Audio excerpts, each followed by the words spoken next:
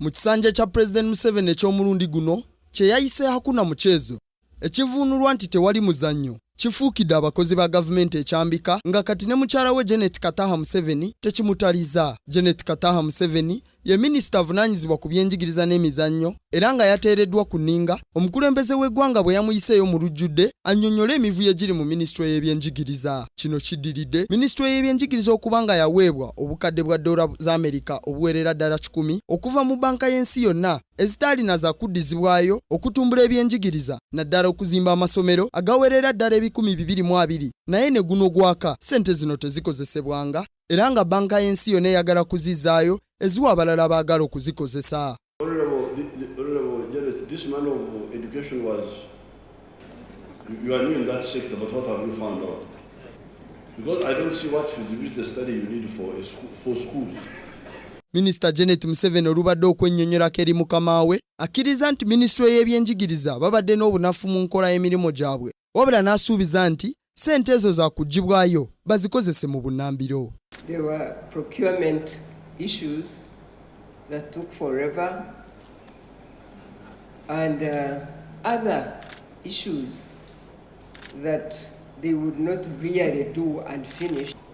And so yesterday we had a long meeting with the World Bank and we have come up with the solution to save this grant because it would really have been a shame to lose this $100 million grant, but we'll be able to at least utilize all the $100 million grant.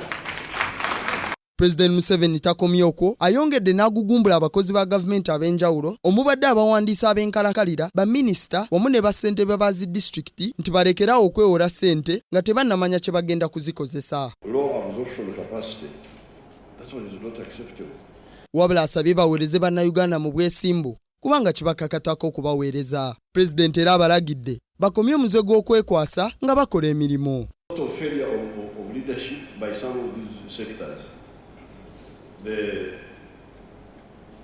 The technical side especially, they just behave as if they are like,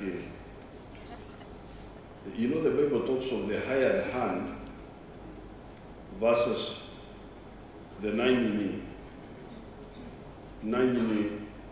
ndiga, the owner of the ship.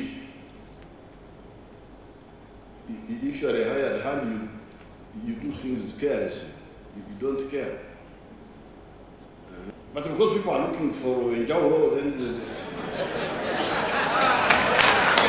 ekiseera kino Uganda etudde kumpi ku kawumbi kamu n'ekitundu akasente za Amerika ezagiwoolebwa zi banka ez'enjawulo nga singa eremererwa okuzikozesa bannannyinizo baagala kuzigyayo baziwa abalala. Stephen Tulyarugayo, Kingdom TV, Amalindi Today. This is Kingdom TV.